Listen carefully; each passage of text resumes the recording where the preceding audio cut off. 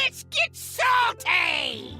Hey everyone, Zeddy here again with another Lost City of Un'Goro card review, and we are starting on the Hunter cards, including the brand new Hunter quest that wants you to play some pretty big beasts, and your reward will be getting some pretty big beasts, but they might cost a little bit less. So pretty cool stuff going on here. I always like the big beast stuff in Hunter, so I'm pretty excited to take a look at this. We're gonna review these cards, and if you want to win these cards, we're giving away 2 regular pre-orders, 2 mega bundles out of my pocket. To enter that giveaway, like and comment in the video, link down description below, the one with that thumbnail over there. Be subscribed to the channel. Every 1,000 subs we get until all the cards are revealed, I will add another mega bundle, so hit that sub button, make me go baroque. So starting off, yeah, speaking of beasts, we have the Terror Wing Ravager. This is a 6 mana, 7 attack. You'll want to remember that. This says 7 attack, 5 health. It also reads Rush,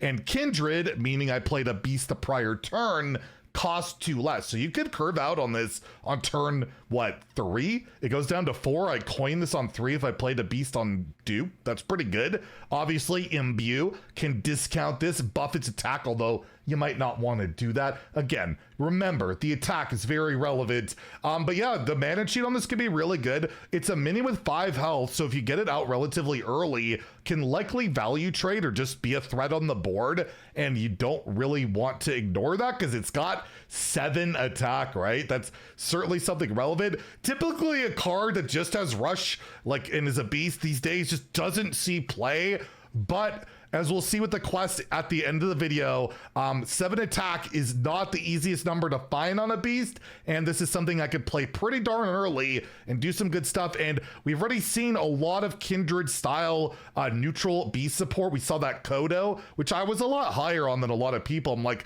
I just gotta feel like Hunter is gonna want to play a lot of beasts. It's Un'Goro, it's beasts, it makes sense.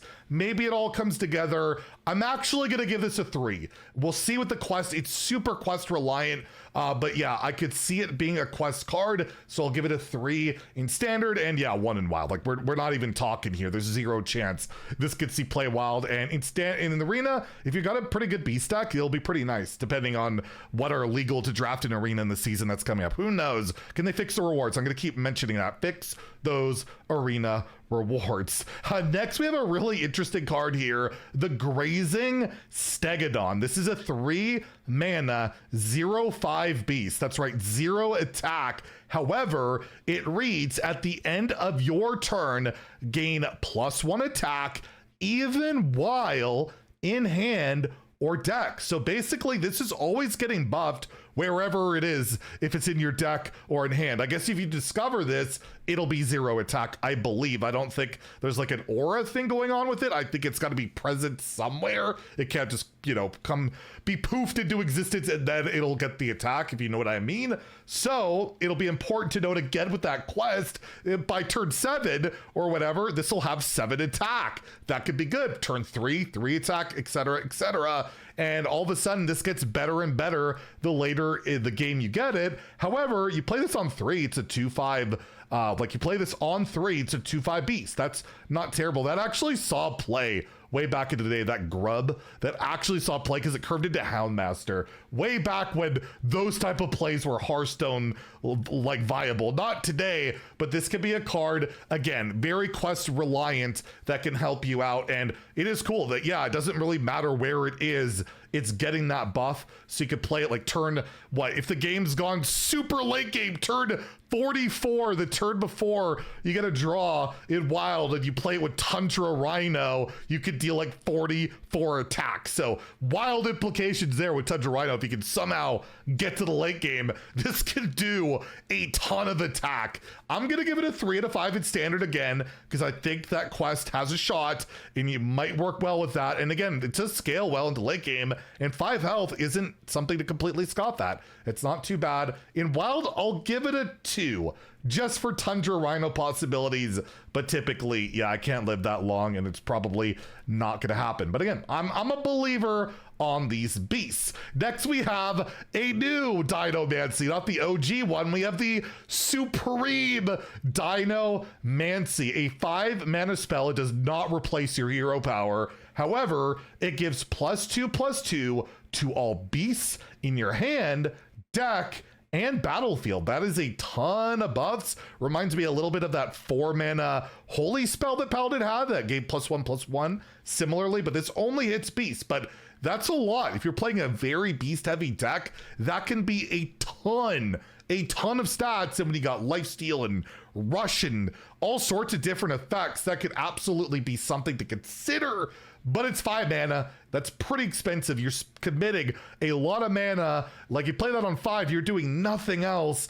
But if you have a lot of minions on the board, that's doing really well, right? So it'll be really interesting if there's this really synergistic beast deck, kindred beast deck that's not only like, you know, doing a quest thing, but also fighting consistently for the board. This can just be absolutely like a game-winning Arbor Up style of card that just smashes on the board. And if they deal with that board, they got to deal with an army of beasts that have +2/+2 on it. Plus, I could play another one of these, which is something to consider. So again, we're going to give it 3. I think Beast Hunter could be a thing because these cards aren't that bad. And that is just so much stats if you're playing a ton of beasts, and there are a lot that we're getting the set. And again, in Wild, it might have will it have a shot in like the Scavenging Hyena, like really aggressive mid hunters that I feel like not, but you just never know. I'll give it a 2 in Wild, but it wouldn't shock me if this helps bring Beast Hunter back in Wild, because this is, again, you have like all your alley cats, and like you have a lot more tokens that can go wide and Wild. Also, like RC Rampage, this card's pretty nutty too, right?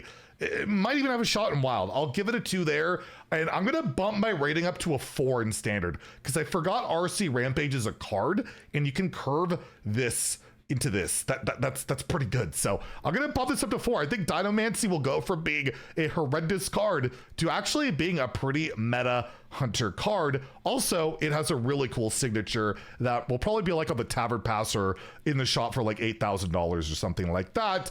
And lastly, we've been building up to this quest. I talked about 7 attack minions for a reason, because we have the Food Chain, a 1-mana quest. Unbelievable, 1 mana. When are they going to make a 2-mana one? With the requirement is you need to play a 1, a 3, a 5, and a 7 attack beast. Your reward is Shock. We'll look at that in a second, but to complete that quest, yeah, that 7/5 rusher could be pretty good. There's just not a lot of 7 attack beasts. You have the Tyrannosaurus, I believe, and I think that's relatively it in Standard. There might be like 1 more, but yeah, it's not that reliable. However, if you've like imbued and buffed and manipulated the attack to be 7, yeah, you might not necessarily need to run that card, but there's just not a ton of options. So the fact you can mana cheat it out is why I gave it a playable rating. And yeah, the 1, 3, and 5, not nearly as hard to come by. Plus that 0/5, you can wait till it's one of these attack things, play it. That could be really good. And why can that be really good? You can get the reward of Shock, the Jungle Tyrant. And what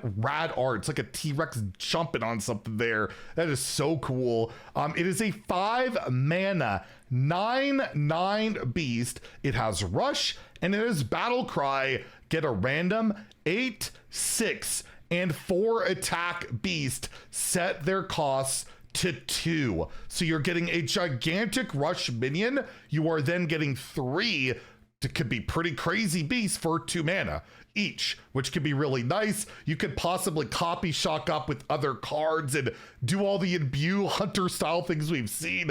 It's a ton of value, it's a ton of attack, and it's just really, really cool and flavorful. And I hope it's playable because I like what it represents. Just tribal minion combat and cool big dinos. Like, that is freaking rad in my opinion. This doesn't win the game. It's just a value bomb. Most of these quests have not been win the game. They're not doing the Stormwind thing. It's just a really, really cool card. One of my favorite style of quests I've seen ever. Like, I don't know if it'll be good. I really want it to be. I will play this at Theory Crafting 100%. I want to play some big dumb dinos. I guess I'm glad King Plush got nerfed because that is 6 attack. You could get that. That could be pretty toxic.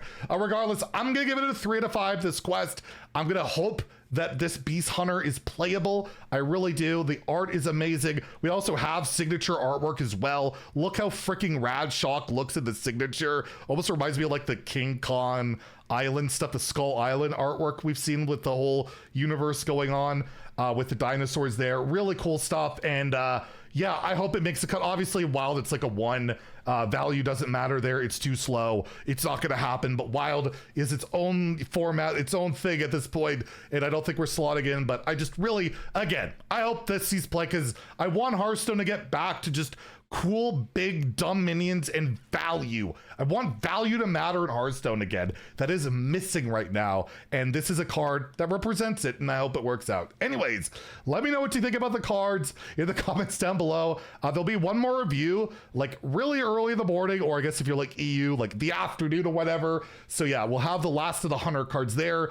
You'll want to tune in for that. I think one of the cards is like absolutely getting nerfed. I'm terrified of it. But yeah, you'll want to see that. Anyways, if you enjoyed the video, please like and subscribe. Have a great day and stay salty, my friends.